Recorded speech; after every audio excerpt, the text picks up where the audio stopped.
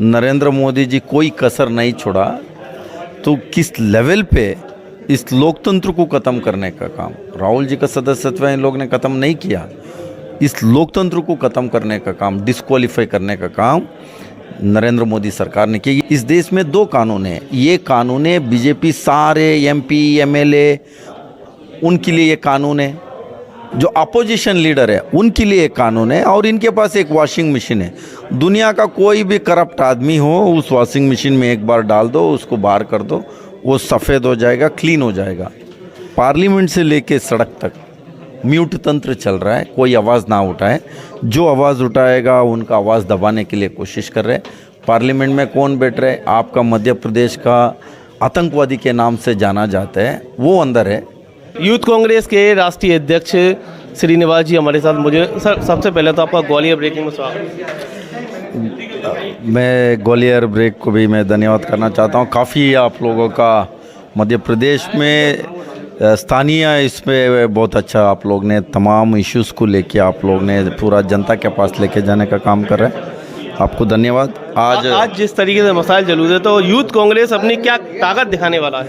देखिए, पूरा देश भर कश्मीर से लेके कन्याकुमारी तक लोकतंत्र बचाने के लिए तमाम युवा कांग्रेस ने कार्यक्रम हम लोग ने लॉन्च किया है। उसमें मशाल जुलूस भी है कि पोस्ट कार्ड कैंपेनिंग है। जो नरेंद्र मोदी जी को सीधे हम लोग ने सवाल पूछ रहा है, आप जेपीसी कमेटी लागू कर रहे हैं नहीं कर रहे हैं? जब राहुल जी ने पार्लियामेंट में फरवरी 7 तारीख को जो सवाल पूछा, आप अडानी का हवाई जहाज में कितने बार गए, कितने उसको लाभ पहुंचाए, कौन से कंट्री पे उसको लेके गया, और जो सेल कंपनी में 20,000 करोड़ रुपए जो पैसा है वो तो अडानी का पैसा ही नहीं है, वो किसका पैसा है? तो ये सवाल पूछते ही सरकार किस लेवल पे घबरा गया, नरेंद्र मोदी जी कोई कसर नहीं छोड़ा, तो किस लेवल पे इस लोकतंत्र को ख़त्म करने का काम राहुल जी का सदस्यत्व इन लोग ने ख़त्म नहीं किया। इस लोकतंत्र को ख़त्म करने का काम, डिस्क्वालीफाई करने का काम नरेंद्र मोदी सरकार ने किया। ये बात मैं नहीं कह रहा हूँ, दुनिया का कोई अखबार निकाल के आप देख सकते हैं। तमाम नेता लोग ने, दुनिया का नेता लोग ने इस इशू को लेके बोला है। इस देश में दो कानून हैं। ये कानून है बीजेपी सारे एमपी एमएलए उनके लिए ये कानून है, जो अपोजिशन लीडर है उनके लिए एक कानून है, और इनके पास एक वॉशिंग मशीन है। दुनिया का कोई भी करप्ट आदमी हो, उस वॉशिंग मशीन में एक बार डाल दो, उसको बाहर कर दो, वो सफ़ेद हो जाएगा, क्लीन हो जाएगा। तो किस तरीके से जो शॉर्ट डेट मिल जाता है, जो केस स्टे लगाया खुद एमएलए ने, वो स्टे वेकेंट हो जाता है, जजमेंट मिल जाता है 24 आवर्स के अंदर। जब कोर्ट ने भी 1 महीने आपको अपील जाने के लिए समय दिया है, फिर भी उसमें ओवर रूल करके तो 24 आवर्स में डिस्क्वालीफाई करना और उनके घर खाली करने के लिए नोटिस करना, तो इससे क्लियर समझ में आ जाता है राहुल जी हो, कोई व्यक्ति हो, पार्लियामेंट से लेके सड़क तक म्यूट तंत्र चल रहा है, कोई आवाज़ ना उठाए। जो आवाज़ उठाएगा उनका आवाज़ दबाने के लिए कोशिश कर रहे हैं।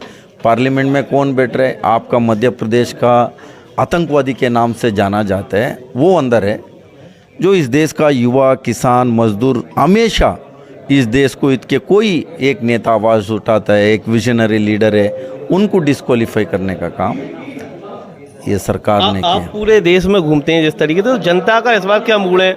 मध्य प्रदेश में भी चुनाव है इस साल। जनता क्लियर साफ देख रहा है। इनका जवाब कर्नाटक का चुनाव से हमने देखेंगे, आपको सबको, देशवासी को देखने को मिलेगा। हमने सबक सिखाने का काम, जो इनको जवाब सड़क पे देने का काम वहाँ कर्नाटक से देंगे। वहाँ भी 40% सरकार चल रहा है।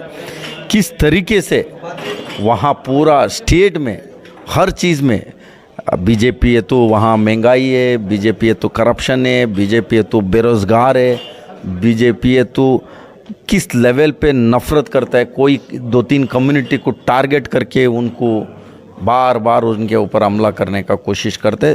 सारे वहाँ ये लोग ने इतने बात करते हैं, जो विकास के नाम पे इतने वहाँ दंगा कराते हैं। जो भी इन्वेस्टर था सारे भाग रहे, दूसरे कंट्री में भाग रहे। इंडिया छोड़ दीजिए, बांग्लादेश, श्रीलंका, वहाँ भाग रहे। भाई साहब भी इतने कंट्री में गया है, कितने इन्वेस्टर्स आया।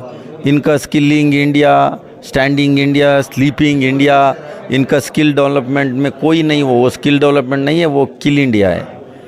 वो सारे इस देश का युवा को किल करने का काम। और एक बात इन लोग ने बोलते हैं हिंदू खतरे में।